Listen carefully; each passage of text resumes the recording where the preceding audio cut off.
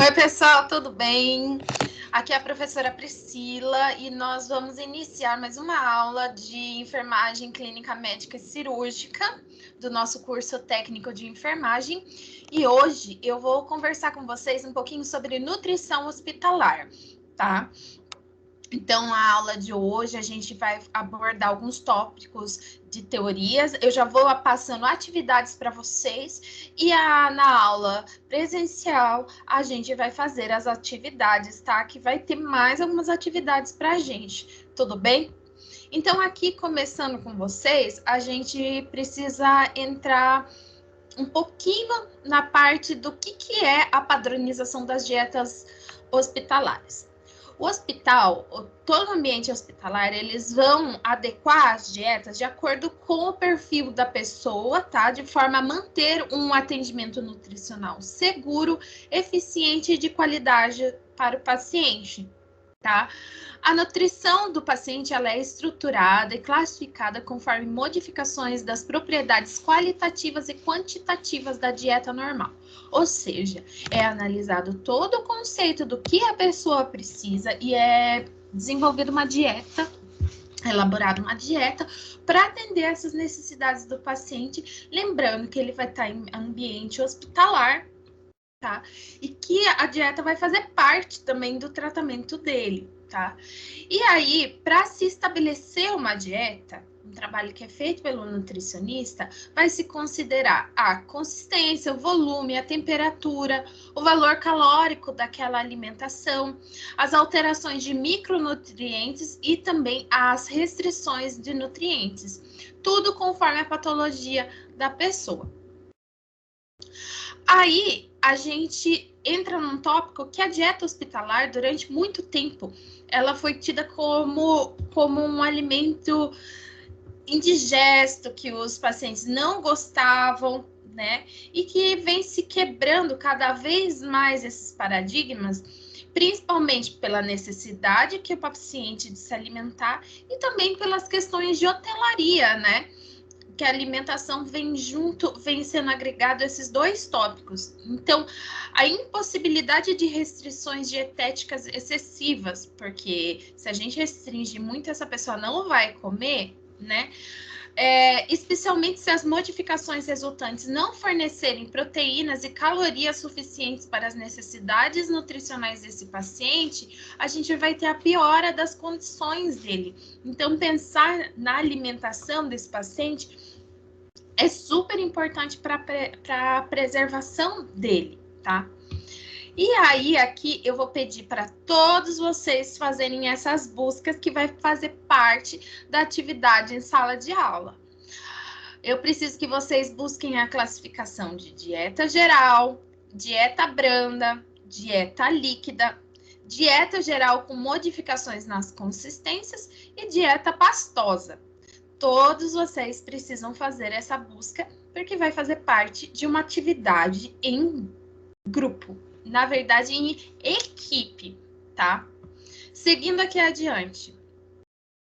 O que é interessante a gente falar, principalmente para quem se encontra na clínica cirúrgica, é a necessidade da gente colocar o paciente, muitas vezes, seguindo uma dieta antes da realização das cirurgias.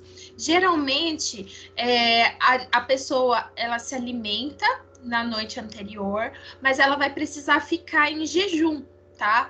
E depois, né, após essa refeição noturna, nada é permitido por via oral. Muitas vezes a restrição é até mesmo hídrica, tá?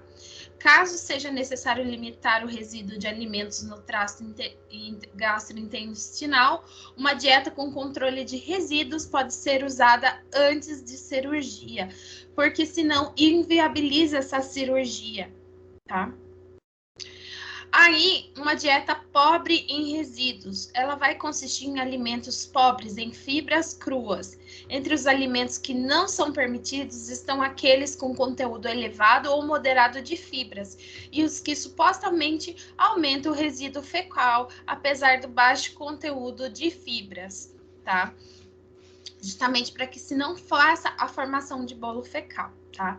Aí a adequação nutricional. Como a dieta pode ser pobre em quantidade de nutrientes, deve ser seguida durante um período curto, ou seja, justamente para que a gente não tenha o evento do paciente emagrecer durante a estadia no hospital, tá?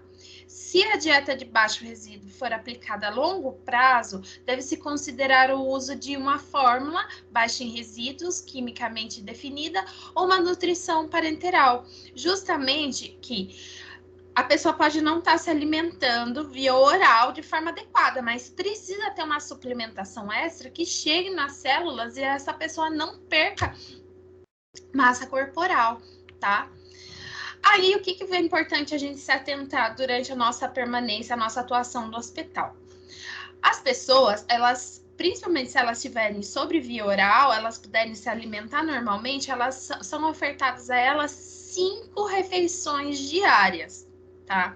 O café da manhã, o almoço, o lanche da tarde, jantar e lanche da noite. Uma orientação que eu tenho que fazer para vocês é que pede-se para que todo o alimento que a pessoa vai receber seja do hospital, salvo algumas exceções. Então, se vocês verem pessoas se alimentando com produtos vindos de fora, essa conduta tem que ser, a gente tem que confiscar esse alimento. Mas a pessoa não come de jeito nenhum a comida hospitalar. A gente tem que avisar a nutrição. O que pode acontecer é que a pessoa fala, olha, eu não quero comer, eu tenho vontade de comer um hambúrguer. Dependendo do que for, é possível sim a cozinha preparar esse alimento. Do que não for de lá, ela pode-se fazer a compra do produto pela família, mas ela precisa ser inspecionada pela cozinha, porque nenhum alimento ele pode estar contaminado, a cozinha precisa inspecionar, tá? Então, assim, algumas coisas pode-se entrar em um acordo. O que não pode acontecer é de a gente chegar no quarto do paciente e encontrar um pacote de bolacha, né? Um pacote de bolacha recheado para uma pessoa que é diabética, né? A gente precisa ter essa consciência e conscientizar também os visitantes, a pessoa que está ali junto, tá? Então, todo o alimento precisa estar passando pelo controle nutricional, tá?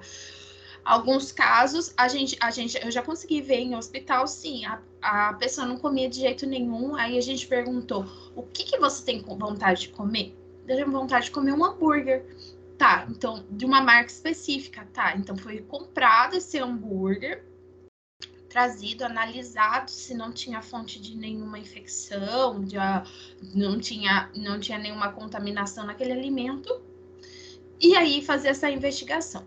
Outro ponto que é muito importante para a gente da enfermagem é que nós fazemos o acompanhamento também da aceitação da dieta. Muitas vezes é um pacto que pode ser feito entre as copeiras, né, de acordo com o hospital, né, a possibilidade desse hospital. É feito um acordo com as copeiras para ver se esse paciente se alimentou de forma adequada ou não. Tá, mas a enfermagem continua sendo o papel da enfermagem fazer esse controle da aceitação ou não da dieta, com direito a gente ter que registrar em prontuário. Uma coisa que a gente tem o costume de fazer é colocar alguns termos como paciente se alimentou bem, paciente se alimentou mal, paciente pouco se alimentou, paciente aceitou parcialmente a dieta. Tá, essas orientações aqui, essas anotações, a gente precisa fazer uma troca, porque elas não estão adequadas com a necessidade nutricional. A gente fazer a quantificação da necessidade corporal desse paciente, tá? Então, aqui a gente precisa estar adequando essas informações, tá? Saindo desse campo subjetivo e passando por um consumo alimentar, uma anotação de consumo alimentar que é quantitativo, que é mais adequada. A gente utiliza as porcentagens. O paciente não comeu nada, o paciente comeu apenas 25% desse prato. apenas 50% da alimentação que foi sugerida. O paciente alimentou-se 75% ou alimentou-se 100% do que foi ofertado, tá? Anotando a quantidade mais próxima do que esse paciente consumiu. A gente pode até mesmo indagar desse paciente, caso não seja possível a nossa visualização. E se ele não comeu, a gente questionar o porquê. Não para tirar satisfação, mas sim para a gente saber os motivos para a gente adequar essa alimentação. E aí sim a gente registra e passa para a equipe de nutrição do hospital. Tá? Mas sempre buscando quantificar, saindo da subjetividade.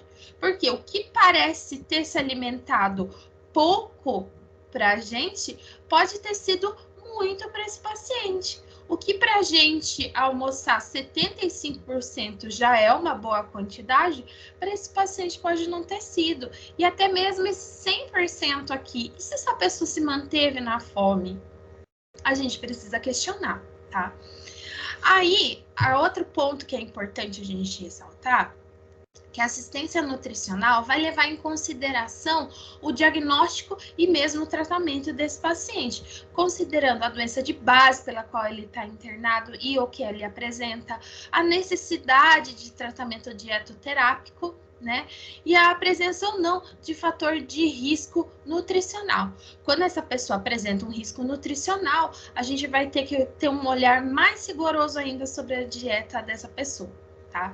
Um dos motivos para essa anotação, essa atenção principal aqui nos riscos nutricionais, é um dos principais problemas relacionados com a internação, tá? Que é a desnutrição.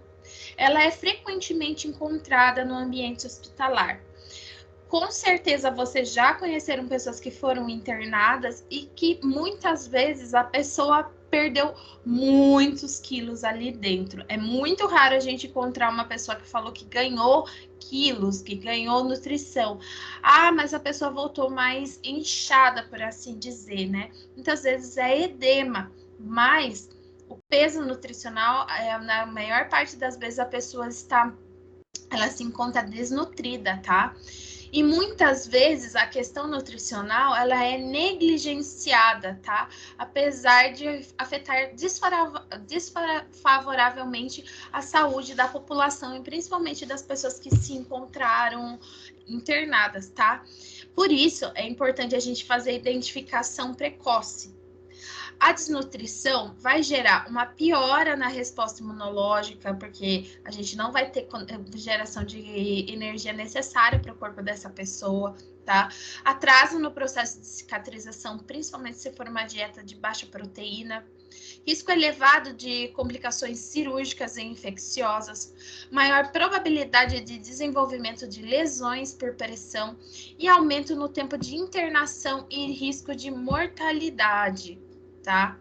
Então, aqui são os fatores, pontuando novamente com vocês, acarreta maiores índices de mortalidade, cicatrização mais lenta de feridas, elevação de taxa de infecção, prolongamento da internação hospitalar, aumento de complicações.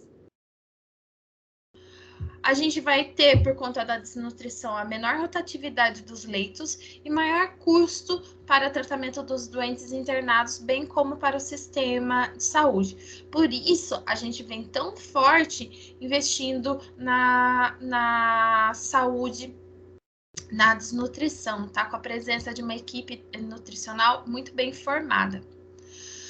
Então, aqui trazendo para vocês um pouco sobre a ação contra a desnutrição. Ela é resultado de um esforço multidisciplinar com a prescrição médica adequada, a avaliação nutricional nas primeiras 24 horas após a admissão hospitalar. Tá?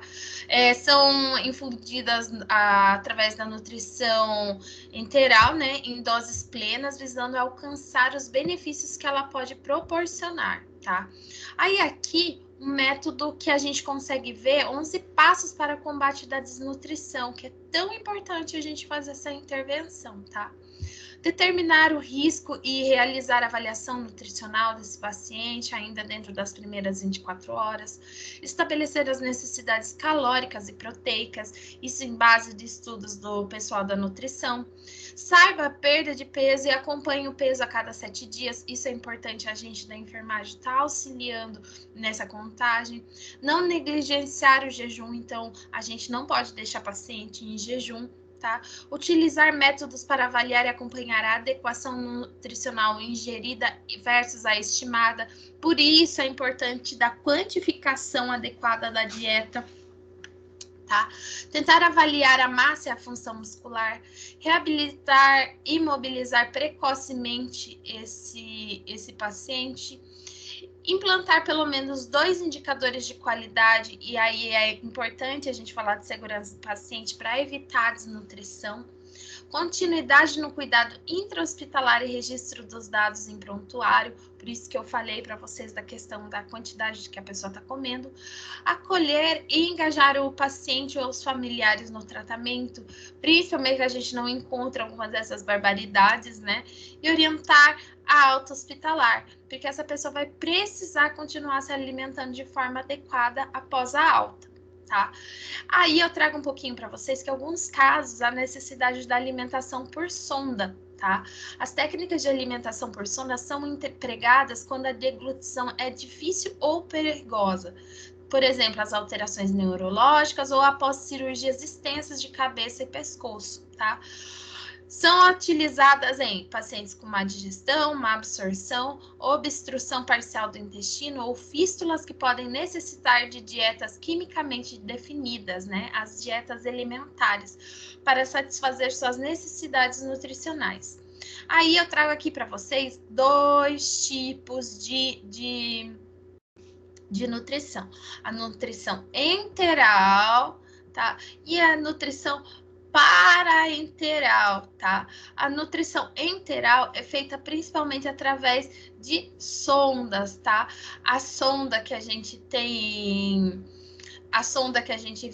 tem da nasogástrica, do tubo nasogástrico, tá? E também através da sonda nasoenteral, que é passada aqui, ó, perto aqui, mais próximo, passando o pilório, chegando mais perto aqui do intestino, tá? E aí a gente tem as sondas que também é possível ser feita para alimentação, a gastrostomia, né, que chega a ser um implante, e a jejunostomia, tá? A parenteral a gente tem através da via venosa, tá? Que pode ser através de um acesso periférico comum ou um acesso central, que é realizado pelo médico, é implantado pelo médico e que essa pessoa recebe alimentação através dela, tá? Aí aqui, levando em consideração a avaliação nutricional. Há uma indicação de terapia nutricional. Ok, precisa fazer essa terapia nutricional. O intestino pode ser usado com segurança? Se ele pode ser usado com segurança, que não vai ter problema, que a pessoa não tem nenhum problema, é optado pela alimentação via oral ou enteral, tá? Através da sonda enteral, ou através da sonda nasogástrica, a sonda nasoenteral, ou através da gastrostomia, jejunostomia, tá? Aí, não, o intestino não pode ser usado como segurança. Aí a gente vai ser optado pelo tratamento dessa pessoa a nutrição parenteral, tá? Então, a terapia nutricional enteral, ela é considerada um conjunto de procedimentos terapêuticos para manutenção e recuperação do estado nutricional do paciente por meio da nutrição enteral. Tá? São benefícios da nutrição enteral, principalmente se foi realizado de forma precoce, quando a gente identifica esse risco desse paciente ter um problema nutricional, né? Nas primeiras 12 a 48 horas após a admissão hospitalar, com o objetivo de atenuar complicações relacionadas com a degeneração do trato gastrointestinal e com a possibilidade de translocação bacteriana, diminuindo os riscos de infecção e a resposta inflamatória da fase aguda, mediada por citocinas, e reduzir o risco de desnutrição. Não são todos os pacientes que vão receber uma sonda, tá? Mas são aqueles pacientes que ali nas primeiras 24 horas já foram constatados a necessidade, que ele tem um grande risco de desnutrição. Por isso são feitas essa introdução já precoce da nutrição enteral, tá? Justamente para se evitar que esse paciente desenvolva uma desnutrição. Aí trazendo um pouquinho para vocês da terapia nutricional enteral, tá? A definição dela nós já conversamos, né? Que é a administração de nutrientes pelo trato gastrointestinal, quando este ainda funciona, mesmo que parcialmente, né? As vantagens da terapia nutricional enteral são que elas são mais fisiológicas, evita a atrofia do sistema gastrointestinal, mantém a flora enteral, tá? Um baixo custo quando ela é relacionada com a nutrição parenteral, tá? As indicações dela são quando a via oral não atender em pelo menos 60% das necessidades nutricionais. Quando o paciente não consegue deglutir, ou ele não consegue mastigar, não consegue deglutir, né? É a condição que a gente chama de disfagia, que quando essa pessoa vai tentar engolir, ela se afoga, né? Em estados de inconsciência e quando o gasto energético que é realizado aquela pessoa mesmo inconsciente, ele é alto, né? Nas situações de trauma, sepse, queimadura. Quando a alimentação por via oral causa desconforto, dor, diarreia, né? No caso das doenças inflamatórias intestinais, nas situações que a pessoa está passando por rádio ou quimioterapia, ou na pancreatite, que a gente já conversou em aula, tá? Toda a nutrição enteral, ela é regulamentada pela Anvisa, tá? Aí, a gente tem duas técnicas de nutrição enteral. Uma que é intermitente, né, que é a mais comum, em períodos fracionados por gravidade ou feitas em bolos, ou através da nutrição enteral contínua, que é feita por bombas de infusão e que vai permitir o gotejamento lento e controlado, tá? Principalmente é feito esse de pouco em pouco quando a absorção dos nutrientes está sendo comprometida ou há um risco de aspiração, tá?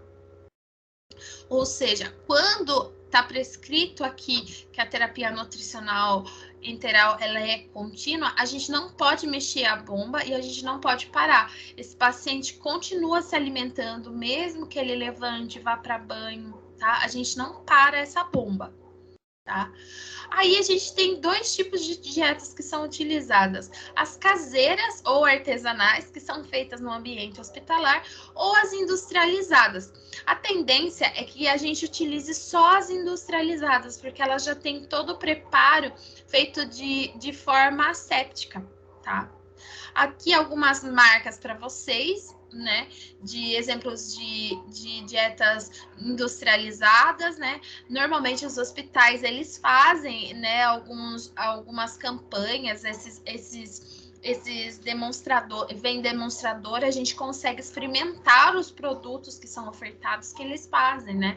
As indústrias vêm até o hospital e fazem treinamentos, né? E que a tendência é cada vez mais a gente utilizar essas fórmulas que são industrializadas, porque elas se representam mais seguras, o mínimo de manipulação humana, tá?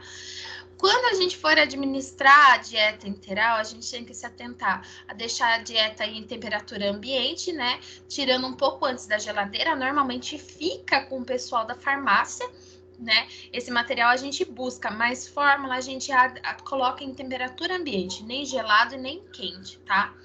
Toda essa dieta para o paciente que a gente coloca na bomba. A gente sempre deve conferir o rótulo com o nome do paciente, o leito, a data, a hora e o volume da dieta. Cuidado com o gotejamento, que a gente precisa ser bem rigoroso e colocar de acordo com a prescrição, mesmo se o horário estiver atrasado, porque se for muito rápido, a gente também pode proporcionar danos para esse paciente, né? Infundir água após cada administração, porque o consumo de água continua sendo essencial, né? E aí a gente tem uma complicação muito frequente, é a diarreia. Mesmo o paciente com diarreia, a gente não para a dieta, tá? É uma coisa que é colocada pelas indústrias né, as empresas que produzem dieta, que essa diarreia não é do produto deles, tem um fundo de causa ou do uso de antibiótico dessa pessoa, ou um problema relacionado com a rapidez da colocação dessa dieta, né? Ou também é um problema da fisiologia desse paciente, é um problema por conta da doença que esse paciente se encontra, né? Como no caso da desnutrição, né? Que é a baixa albumina, ou a contaminação dessa dieta. Mas se ela for muito bem manipulada, ela não vai ter essa contaminação, tá? Quando a gente for administrar a dieta, né, a gente tem que colocar o paciente com a cabeceira da cama elevada em 30 graus, né, sempre que eu for administrar essa dieta, para que não corra o risco de aspiração, tá? Aí eu trago para vocês aqui um caso de terapia nutricional interal, da qual a gente vai trabalhar em sala de aula.